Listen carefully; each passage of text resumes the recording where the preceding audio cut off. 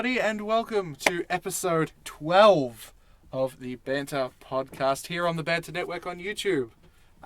Here at the Banter Network on YouTube, in case you don't know what browsing site you're on. That's right, in case you've just wandered upon, you don't know what website you're on, this is YouTube. Welcome to the Banter podcast, that thing that you just stumbled across on the floor. That's picked right. up and went, oh, this looks interesting. This looks interesting. I'm going to put that in my basket. That's going straight in my basket.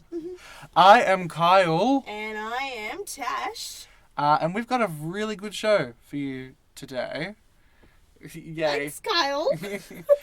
Tash did an awesome job at planning today's episode, making sure everything was in a nice order. So, You don't actually know clapations for Tash. Clapations. No, you seriously don't know how many pieces of paper I actually ripped out. Because I had so many spelling mistakes, and there were in the final draft that I did of this, there were a couple more mistakes that I picked up on after I sent you these. Yeah. And I was just scribbling on them, going, "Do you even know English? It's like Jesus. Do you even language? You know, Lol. Anyway, yeah, but we've got a pretty good show planned. I started my brand new job. Yeah. Yesterday. It was my very first shift. For the very first time in retail history, in all my years of retail experience, I've actually gotten a name badge. I've never had a name badge before. Wow. And I've been working in retail for 5 years. Wow. Yep. So I am proud. Yeah. So, and it's wonderful, and because I'm more of a Sony PS4 kind of fan. Yeah. They have different lanyards. So they've got green lanyards and they've got blue lanyards, and my boss knows that I'm more of a blue-blooded kind of gamer. Yeah. So yeah, he turned around to me and he gave me the Sony lanyard. Blue pill rather than green pill. Yep. Yeah. Yeah. So that was pretty much my week. What about yours, Kyle? Not a lot happened. I mean, just catching up on some university stuff that I might have missed out on. I've been getting some things ready for the future of the Banter Network. I've teamed up with our gaming guru Matthew Arnott to bring you some LEGO Dimensions coverage. That will be up soon, but throughout the month of October, just wanted to give a shout out to Matt. Throughout the month of October, we will be posting Tash and I playing Five Nights at Freddy's, as well as the gaming guru, with Matthew, the gaming guru. And mine, if I'm not mistaken, mine is already up. Yours is already up as soon on the 6th of October.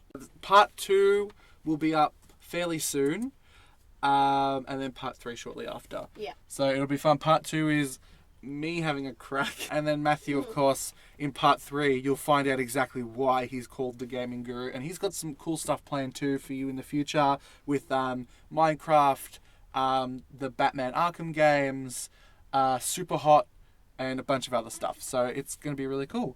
So because Halloween is coming up, we thought that for all you movie buffs, we would be giving you a list / rundown of some of the scary films coming up, which you can go and see. So first up, there is Ouija, Origin of Evil. So in 1965 Los Angeles, a widowed mother and her 2 daughters add a new stunt to bolster their seance scam business. Seance or seance? Seance. I apologise. Seance scam business, and unwittingly invite authentic evil into their home. When the youngest daughter is overtaken by the merciless spirit, this small family confronts unthinkable fears to save her and send her possessor back to the other side. The initial release date is October 20th in Germany. I think it's October 21st everywhere else. Go check your local listings and your cinemas to go see when this actually does come out if you would like to see it. It goes for 1 hour and 40 minutes. It's a thriller horror. And I don't know, it actually doesn't look too bad. There are trailers and stuff on YouTube for it. Oh, I know. There you see them. I know. I go to watch all my gaming stuff. I know. It's there. And it's there. And every time I crap my dacks. Wow. I really hate horror movies. I really hate horror movies. I really can't do horror movies. Dwam. No, not Dwam. Damn. Damn. Okay, well, the next film is a sequel / reboot / I don't know what else to call it of the popular movie The Ring. It's the Jurassic World of Jurassic Park. That's right. The Japanese horror. This is Rings. So a young woman becomes worried about her boyfriend when he explores a dark subculture surrounding a mysterious videotape set to kill the watcher 7 days after he has viewed it. She sacrifices herself to save her boyfriend, and in doing so, makes a horrifying discovery. There is a movie within the movie that no one has ever seen before. So... It's a no from me. That's a no. Straight up, I don't even have to go watch it. I probably am going to go watch it, and then I'm going to freak myself out and follow it up with The Little Mermaid afterwards. Props. But, yeah. Yeah. Well, that sounds wonderful. Well, this is part of the Ring franchise. So there was the Ring, Ring 2, and this is Rings. So it's a sequel slash reboot slash redo. And it stars Alex Rowe, Matilda and Ingrid Lutz, Johnny Galecki, Amy Teagarden, and Bonnie Morgan. I'm looking forward to it. I actually enjoyed The Ring. I thought it was an interesting plot. And you know what? This intrigues me. The sequels didn't do it for me, but this intrigues me. That little bit at the end saying there is a movie within the movie that no one has ever seen. Maybe that'll give us a little bit more insight into the legend of the videotape and... Maybe. I don't the know. only version of The Ring that I ever watched was in Scary Movie 3. Oh my god. That was enough to scare me. Like, seriously, I refused. That was so like, funny. The scary movies are supposed to be hilarious. They're supposed to take the absolute, like, just, the piss and... Take the piss out of all horror movies. I just couldn't. Like, I watched, like, I watched the bit, like, I watch it back now, but when I was originally watching it, I was too young to understand, so it freaked me out. And it's the same with, like, a Michael Jackson film clip for Thriller. I used to be afraid of that as a kid. I'm still kind of afraid of it now as an adult, but, you know, like, that's just how things are. You know, and, like, I think maybe we should talk about our fears in a later episode. Maybe people would like that. Halloween. more closer to Halloween, maybe. Yeah. Let us know in the comments below. Please do. Or message us. Tell us your fears. Finally, the last film is The Bye Bye Man, which I hadn't heard before today. That makes my heart not feel okay. You don't even know the plot. I don't. All I saw was the image for it and the name, and I just went, nah. This movie is called The Bye Bye Man, and the plot is when 3 college students move into an old house off campus, they unwittingly unleash a supernatural entity known as the Bye Bye Man, who comes to prey upon them once they discover his name. The friends must try to save each other, all the while keeping the Bye Bye Man's existence a secret to save others from the same deadly fate. Though it doesn't come out this Halloween, you can be sure that this is going to come out in January of next year. And the cast includes Douglas Smith, Lucian Laviscount. I'm so sorry that I butchered your name. I took your name, and then I kind of put it on a table, and then I kind of got my butcher knife out, and then I smashed it around, and then I flipped it over and did the exact same thing. Yes, I apologise. Faye Dunaway, Doug Jones, and the wonderful Carrie-Anne Moss. I just want to give a quick shout out to Carrie-Anne Moss because but Luke Cage came out on Netflix, and I watched the first couple of episodes, and then I'm like, you know what, I have to go back and I have to watch the last couple of Netflix shows to make sure I get references and all that kind of stuff. So I rewatched Daredevil, and then I rewatched Jessica Jones and Daredevil Season 2. Carrie-Anne Moss, if you ever hear this, you are amazing. Your portrayal of Jerry Hogarth was amazing, and I thought that you did a great job. I just wanted to say that because she did a good job, and she's coming back. Thank God. I know that she'll be back for Defenders. I hope she's back for Iron Fist. But will you go see The Bye Bye Man? Me? Yes. Oh, I don't know. You know what? I won't go and watch it in the movies because I actually don't want to jump out of my seat. Yeah. But I'll probably just download it. Yeah. Or get someone to give it to me, and then I'll watch it in the solace of my home, and just not. And just chill. And just not. Yeah. Well, something that we wanted to talk about because it was somewhat isolated to the US, and now it's spreading like wildfire across the world. I was very hesitant to talk about it when we brought it up, but I thought this morning. You know what? We have to talk about it because we're here to bring you news that's important. So this is what we're talking about. Clowns. Clowns terrorising the United States have now come to Australia, New Zealand, and other parts of the world. So this is essentially an epidemic. People are dressing up in clown masks and clown costumes. They're wielding knives, axes, baseball bats, other types of weaponry, and it's scary. They're standing on sides of the roads. They're chasing people while they're driving in their cars, while they're walking. Yeah.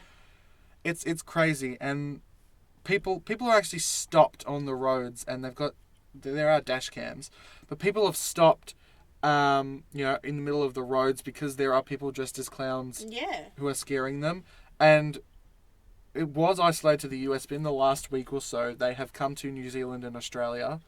And there have been sightings all across Australia.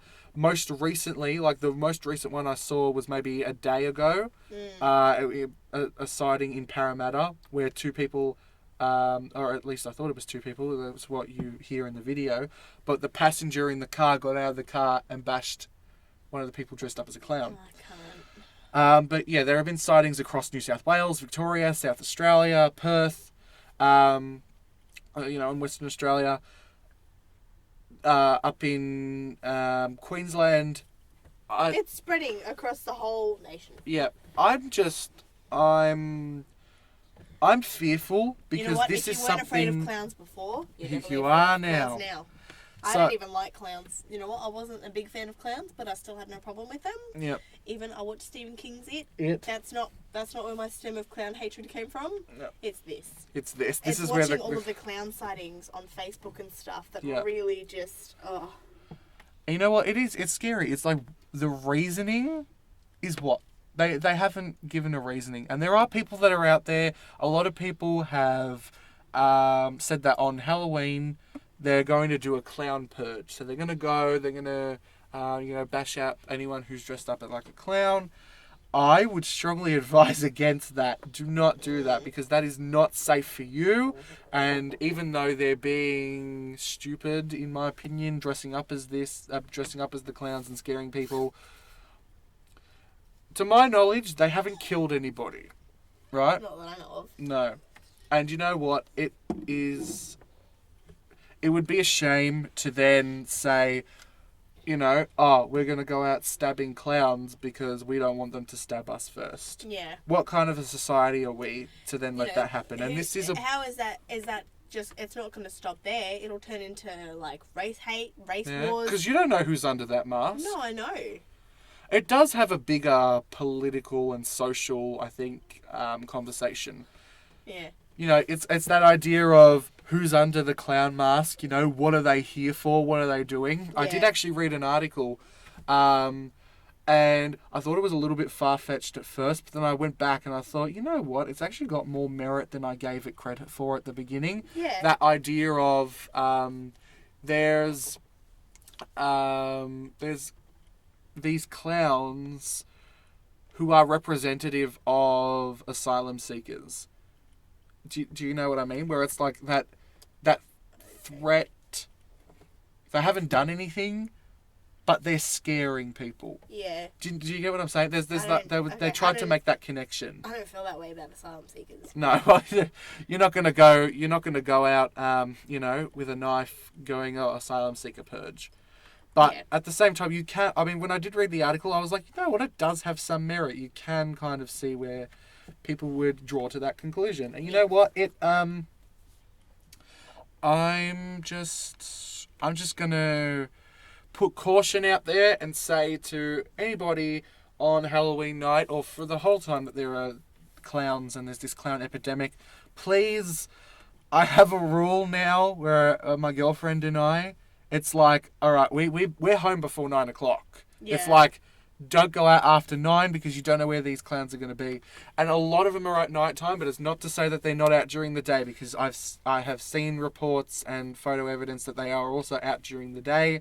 Yeah. I know that in the US there have been schools that have been on lockdown, even in suburbs of Victoria, western suburbs of Victoria. There was some in your neighbourhood, which is across the road from where I live as well. Well, they're everywhere. I haven't seen one, thankfully, because I don't know what I'd do. But look, I'm just going to throw caution out there to everybody. Please make sure that you're safe. And if you see a clown, the police have said, do not confront. No. Why would you? Do not confront. And you know what?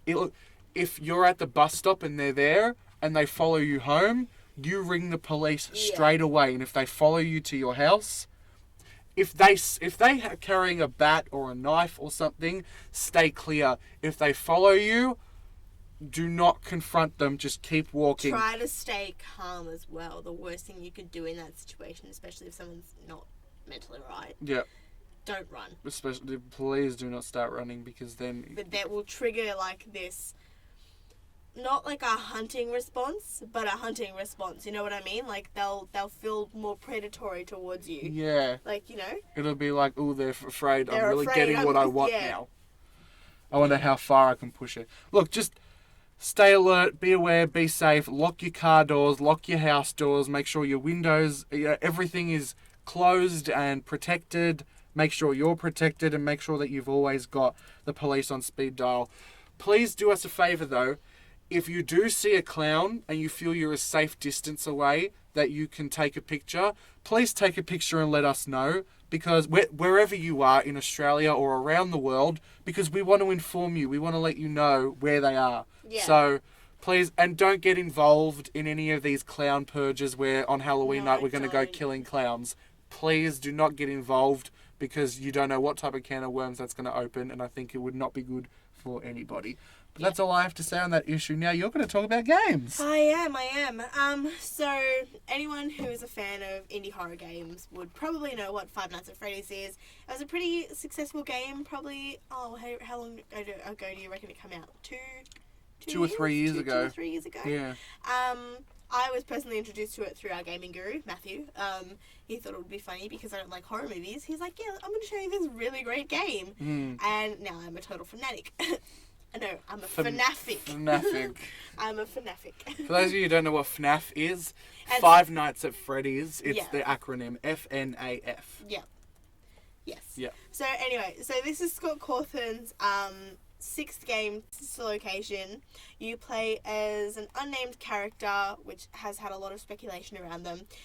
But regardless, your nickname is Eggs Benedict. That's the name that's given to you from your little handheld assisted little Siri device. So you play as an unnamed character named Eggs Benedict. You go through 5 nights uncovering secrets and performing maintenance on certain animatronics. If you have a fear of animatronics, similar to clowns, God. yeah, it's very likely that this will freak you out a little bit more. You know, it's kind of based on, like, in America they have this thing called Chuck E. Cheese. I don't think we really have anything like that here, do we, in Australia? I don't think we do, no. No. Maybe we should. No, we No. should. No. Not after I watched, Gravity Falls, when there was an episode of the animatronic coming to life. No thanks. No, thank you. Another interesting part of this game is you also follow a soap opera, Yeah. between a vampire and a human fighting over their child. So Is it Vlad and Chloe or something? yeah, it's like Vlad and Chloe or something like that, and it gives you extra incentive to keep getting through these nights so you can progress. And then, like, it's really thrilling, and there are lots of creepy aspects. For anyone who has gone through and played the first 4 games, read the book The Silver Eyes by Scott Cawthon, played, FNAF World, and now Sister Location, there are so many tie-ins with all the other games. Like, their handheld device is called Mike. It's a kudos to the original player in the first Five Nights at Freddy's game. Yeah. And like, there are a couple of other little bits and pieces, little tidbits and everything. Like, if you go through all the game files, you get, like, Chica's Party World, all that kind of thing. It's crazy. So some of the most let's say renowned YouTubers that have pretty much created their whole careers from Five Nights at Freddy's, pretty much. Yeah. So Razbowski, Dorko, 8-Bit Gaming, Game Theory Live, which is Matthew Patrick, and Markiplier, of course. They've all played through the games. They've got tons of theories on there. They've also got the first 4 games as well. Matt Pat might have Five Nights at Freddy's World. I actually haven't seen any gameplay of that. Neither have I. I've only seen it as a part of Matt Pat's theories for the Sister Location game. But, you know, because they've all got such great quality gameplay, there are all so many different individuals, and they each have a different take on them. And Markiplier has officially just jumped onto the bandwagon of, you know, trying to make theories about the game. Yeah. And because he's pretty much stayed out of it, he's just kind of played it through. He didn't really take much notice of all the things that happened in the original game, in the second game, the third game, and he's only now, he's only now really kind of getting into the nitty gritty and the lore of everything. But we seriously suggest you check it out. It's definitely on Steam. I don't know if you can actually buy it for PC. I'm not sure. But you definitely can't get it on Xbox One or PS4. No. You can play the first Five Nights at Freddy's. Yeah. Actually, last time I checked, you could play the first 3 on iPad iOS, or Apple or Android devices. So I'm not sure about Sister Location or the 4th one. No. That Sister Location wouldn't be made for iOS yet. But yeah, that's certainly something to look forward to in the future. So if you like thrills, if you like creepy animatronics, if you like jump scares, there's a lot of jump scares. You know, and you like the challenge of a game, because this game is quite difficult. It's got hidden secrets, and you really, really have to think your way through some of the aspects of the game.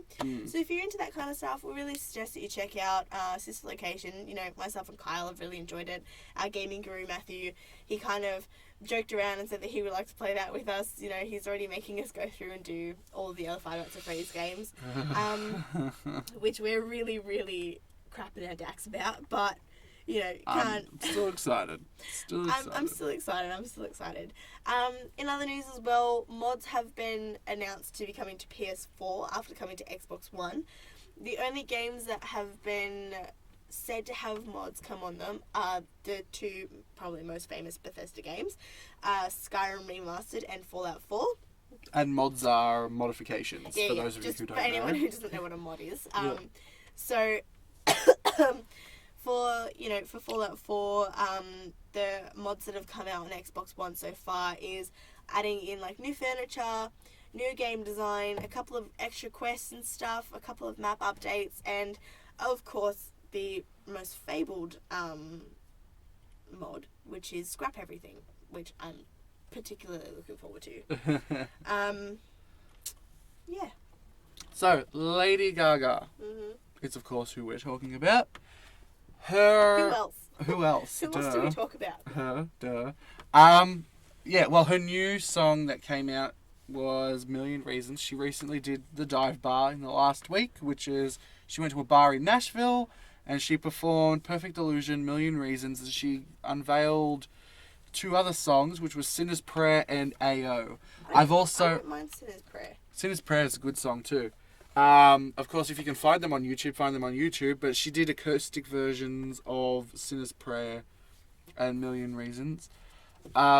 Million Reasons, though, the acoustic version sounds incredible, almost 99% similar to the version that's on the album. I have been able to listen to some of the songs on the album. I like them, but, I'll do, I don't know, when the album comes out, I'll give my full analysis on it, but it's, I don't know, I heard some of the songs, and she sounds like she's going in a very country and western direction. I thought maybe it's just the songs that we've heard, but it almost seems like Perfect Illusion and AO are really the only 2 songs that are traditional kind of pop rock thing that Gaga's doing at the moment. But now the rest of it seems to be country and western. I've heard Joanne. The lyrics are beautiful, and I never expected that to be a big pop thing. I thought, because it's about her aunt, I expected it to be slow, ballad, stripped back. Diamond Heart, not one of my favourites that I've heard. Hey Girl, which she does with Florence Welsh. good song, and I don't know if it's just the quality of the one that I heard. It might be a demo, it might not be, but Florence's voice, her vocals sounded very, they didn't sound like how she usually does. Yeah, like, you know how you listen to her tracks on, like, doing things with Florence and the Machine, and it's like, damn, she's got a good voice. Here she sounds a little bit, like, cracky. Like, her voice sounds like it's cracked a bit, or she sounds, like, a little bit raspy. And I'm like, sounds a little bit raspy. I thought, if that's a version that's on the album, there's going to be a lot of criticism coming her way. I might have only heard the demo bit. Yeah. But look, I mean, overall, from what I've heard, I'd probably give the album like a 7 or an 8. But I'd have to hear the whole thing and to do a full thing. But anyway, so that came out. And obviously she was in another episode of American Horror Story, which is good too. Something else that I wanted to talk about, which came up and has got a lot of people outraged. With Halloween coming, everyone's planning their costumes. I have not planned a costume because I do not plan on going out this Halloween because of the clowns. I don't go out on Halloween regardless because my family does not celebrate Halloween. I do sometimes. I go out and I go to parties and it's fun. Oh, I'll go to a Halloween party, but like my family just. I won't go trick-or-treating. As a general rule, we don't really celebrate Halloween. Yeah. But anyway, Costumeish.com has a costume, a Parisian heist robbery victim costume kit. Wow. Valued at $69.99, which I assume is American dollars. And it's essentially, it's a white robe, a black wig, black sunglasses, a mouth gag, and it looks like rope for hands to tie your hands together. This really worries me. This is supposed to be sort of a little bit of a jab at Kim Kardashian and what happened to her in Paris. Yeah. I don't understand why someone would do. I mean, fair enough. People will probably buy this costume just to say, look what I bought. Yeah. Look, do I think it's a little bit insensitive to Kim and, you know, everything that happened while she was in Paris? Yeah. Because why would you do this? Yeah. But anyway, I'm not even the biggest Kim Kardashian fan. I think it's a little bit insensitive. Yeah, it is. I said, I'm not like the biggest fan. Like, look at it. Oh, that's horrible. That is horrible. That's actually really horrible. You're seeing it on your screens right now. Tash is seeing this for the first time now. Like, oh, that is horrible. Right? Not to mention, it's $69.99. That's an unfortunate number. I didn't even notice that. Why would you do... Look, like I said, I'm not the biggest fan of Kim Kardashian. I'm not the biggest fan of the Kardashians, the Jenners. You know, the Wests. Yeah, I really have no interest in them. But and I think it's unfortunate, and I think it's very inappropriate to have. Yeah. You know, as a Kim Kardashian being robbed. Yeah, it was probably traumatic for her. It was really like. I don't think she's actually for anyone. I don't think she's come out and said anything about it. But Sigourney Weaver has joined the Marvel Cinematic Universe, but in TV. So it was rumoured a while back, either earlier this week or last week, that Sigourney Weaver was going to join the Marvel Cinematic Universe after she was asked the question if she would join, and she said, actually, I've started watching the movies, and I've been watching a lot of them. So that led a lot of people to suspect that maybe she was playing Janet Van Dyne in the new Ant-Man and the Wasp film or something like that.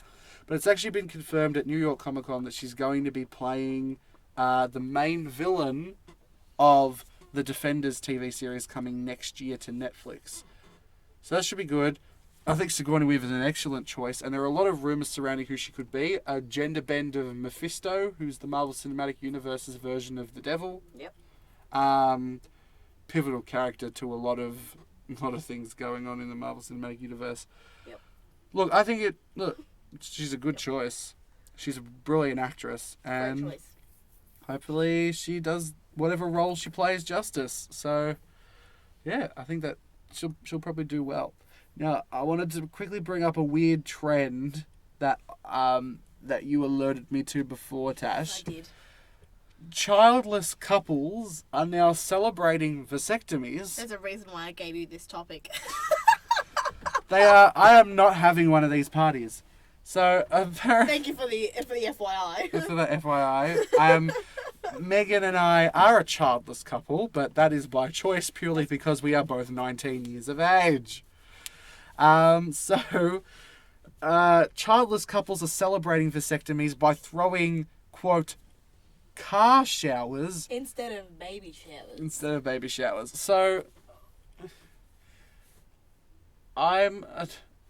it's commonly known You're at a as loss for words. it's commonly just known as the snip to me. So you're celebrating the snip. I call them vasectomies. Vasectomies. Look, I don't know. This is a weird trend. I would have to talk to someone who's had a car shower to Really, understand. You must really love having your new car. I know. It's like, no kids. You're enjoying that a lot, I see, with your new BMW over there. Yeah, I see you bought a Ferrari. Well, in a lot of ways, I guess looking after a car is looking after a child. Kind of. You put money into feeding it and making sure that it's clean.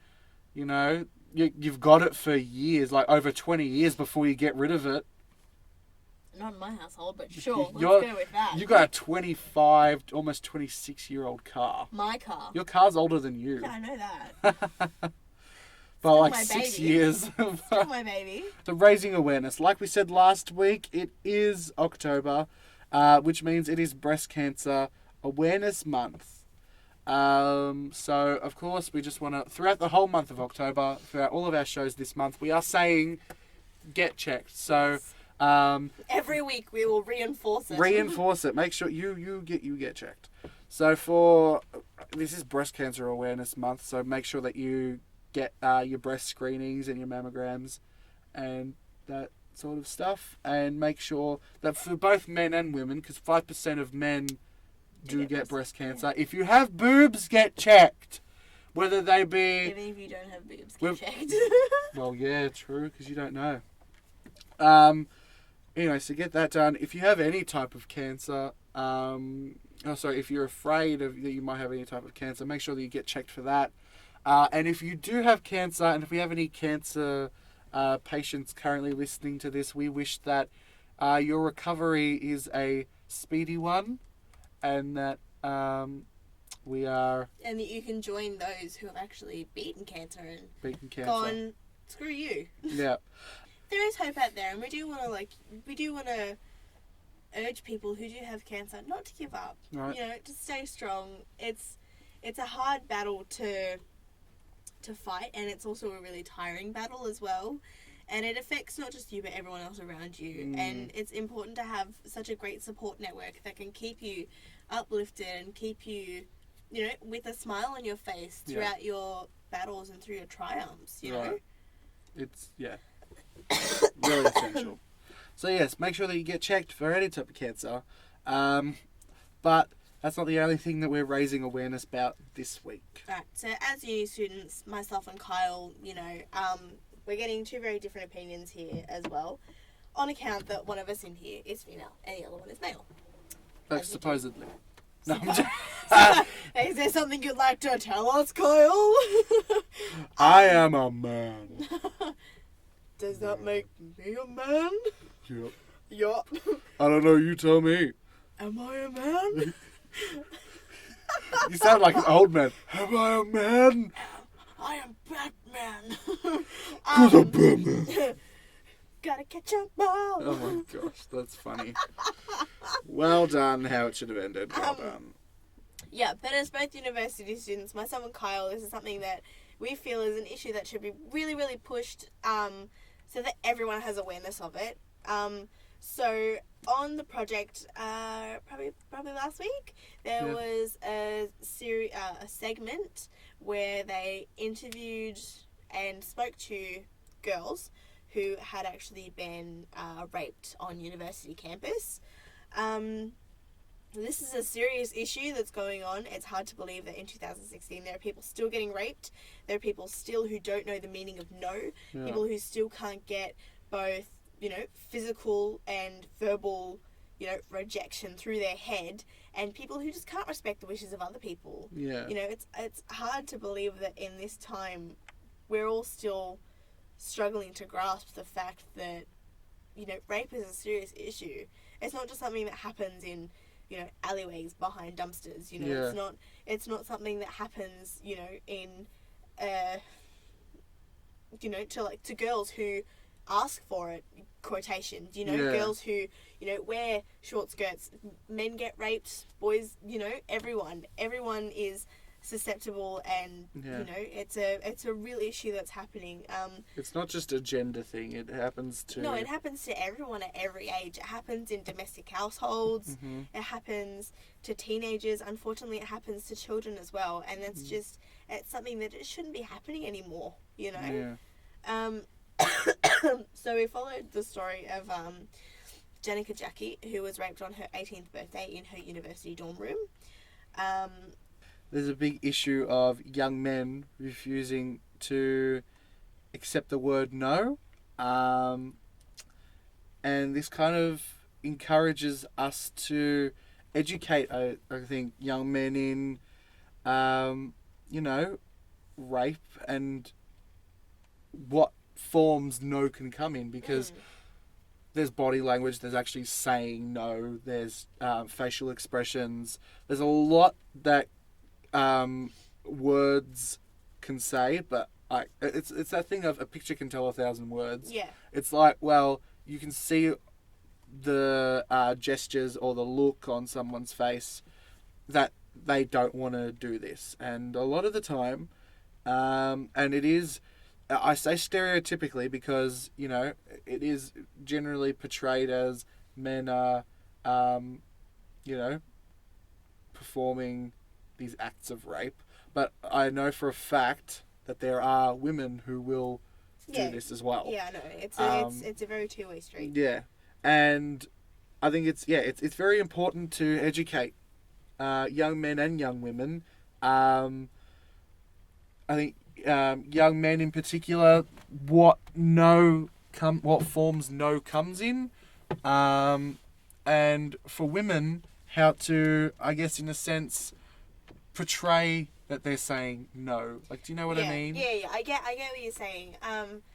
It's a need for, young men to be educated on this. It's a need for them to understand that they shouldn't be pushing people into doing something that they don't want to do, no matter what age someone is, whether they're male, whether they're female, no one should get raped. Yeah. And I feel like young men especially, that's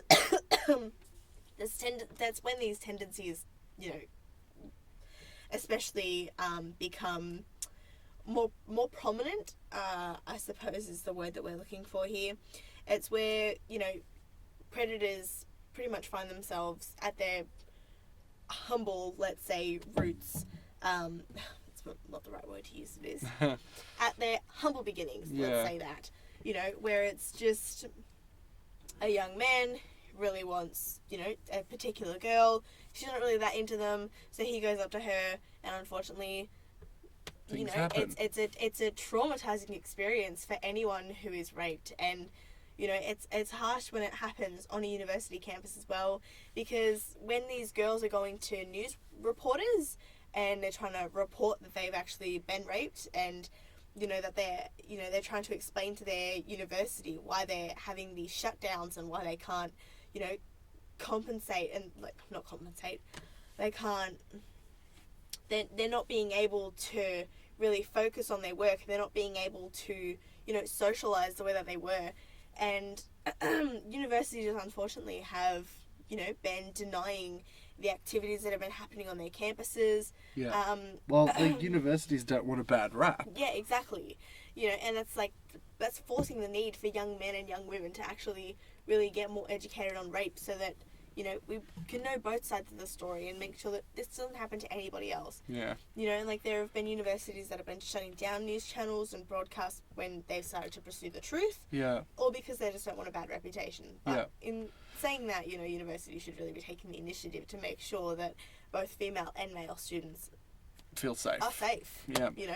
And I think it brings up an interesting point talking about university. Is I mean, I don't know that there's a problem at our particular university, Not that I'm aware at Victoria University or RMIT or ACU or anything like that. I've never heard of anything coming out of that. But then at the same time, I was watching a documentary which you can find on Netflix called The Hunting Ground, and it does touch on the fact that none of universities and deans and that kind of stuff, Yeah. the chancellors and all that kind of thing, they acknowledge that this is bad and that something needs to be done. Yeah. But no university or college wants to take the first step purely because if they do, and the media is on them, what's going to happen? They're going to be forever portrayed as that was the first school to announce that they have, a rape culture at their campuses and get labelled the rape school, and then who will send their children there and who will fund them. Exactly, but still, it's still admirable for them to actually go out of their way to actually, point out that this is an issue that's happening, and it could go either one of two ways. It could either really promote the awareness of rape and things that go on the campuses, or it could go your way and they get labelled as a school where no one really wants to go to because they're in fear of, being subjected to a physical form of torment like that. Well, and universities are in the business to educate and make money, and but this is like if they're not making money, then and it's wrong. But there's not really much that we can do. Yeah. But I mean, sorry, I shouldn't say that. There isn't much we can do. There is something that we can do. It's continue on the conversation and spread it so that everyone starts talking about it, and it becomes something that isn't taboo. It's something that we talk about and stop. Trying to nip it in the bud before it keeps going, because it's gone on long enough. You know, it's been going on for not even just rape on campuses. It's just domestic rape, all kinds of rape.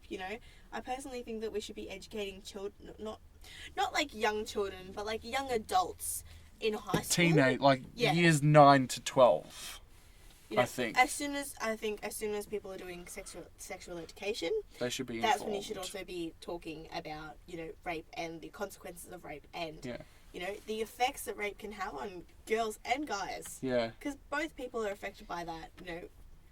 And it just needs to stop. Yeah. It's something that shouldn't be happening in this day and age. Mm. Well, let's take a little bit of a turn. Tash, you made a very interesting discovery, which I hadn't even clicked to me, but now that I go back... It wouldn't even consider to just cross your mind. Well, last week we did talk about Miss Peregrine's, and if you go onto our website, the review is on our blog, that is the Banter Network.wixsite/blog. Mm-hmm. So, Tash, take it away. Take it away. Okay, so, Tim Burton, right? Miss Peregrine's Home for Peculiar Children. That's his most recent film that's come out.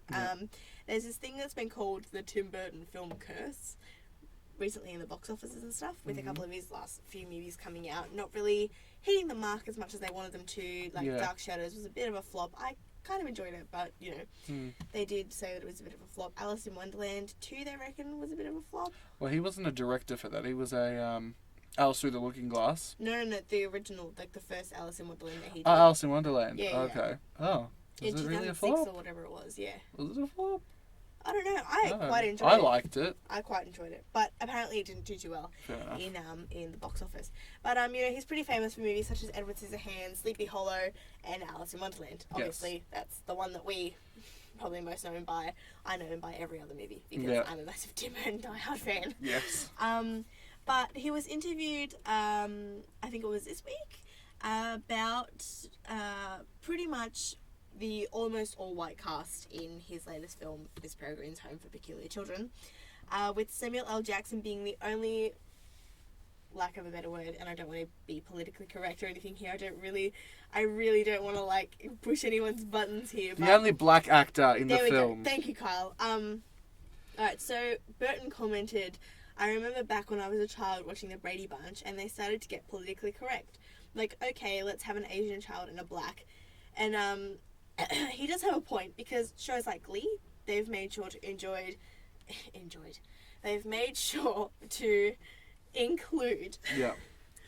you know, like both heterosexual and homosexual characters. Yes. They've also made sure to include Asians, Yes. to include, you know, like strong, independent black leading characters as well. Yep.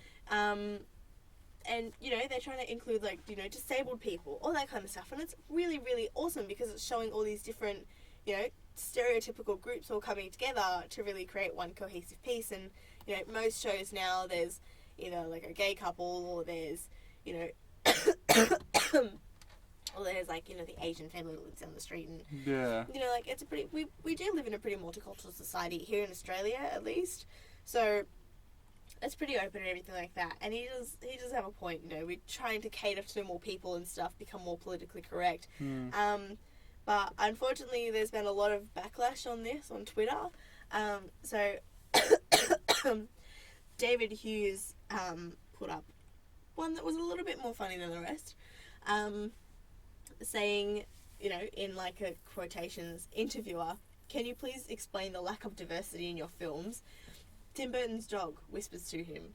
Tim Burton nods. I don't see colour. Right. That was the best one on there that was not vulgar and rude and mean.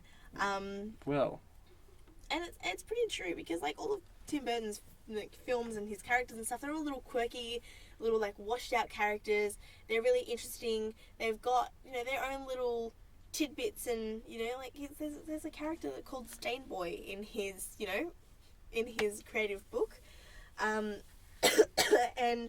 Samuel L. Jackson actually commented on, you know, the lack of diversity in the same interview, and said, and I do quote, I had to go back in my head and go, how many black characters have been in Tim Burton movies? And I may have been the first, I don't know, or the most prominent in that particular way, but it happens the way it happens. I don't think it's any fault on his or his method of storytelling. It's just how it's played out. Tim is a really great guy. And I have no doubt about that, because I do really like Tim Burton. All of his films, you know, whether it be Edward Scissorhands, you know, Tim Burton's A Corpse Bride. Corpse Bride's my favourite. You know, Alice in Wonderland, whether it's any of his other earlier films as well. Like, I gave Sleepy Hollow a go, but I was really, really tired when I tried watching it on Netflix. You know, and I got into Tim Burton so much because he was creepy, and he was kooky, and he had all these different quirks, and he was so amazing as an artist and as a visual storyteller that I fell in love with his art style. Yeah.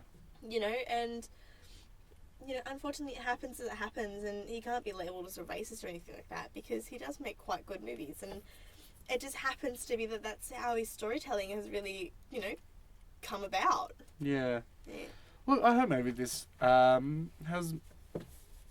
this prompts a bigger conversation, maybe, where it's okay. Now I think that we'll have more people of colour, people of different nationalities, people of different cultures in my film. Different diverse people. Yeah. You know, and maybe this will prompt him to change up some of his characters in his art style as well. So that maybe he'll have more room to really pump out a more diverse, you know, range of people. And look, Miss Peregrine's Home for Peculiar Children was amazing. Like, I went and watched it twice so far. Yeah. And, you know, I think it's actually quite, you know, interesting and intriguing, and this is the first movie that he's actually made a personal cameo in. Yeah. Like, for one split second, so make sure you guys keep your eye out in the carnival scene.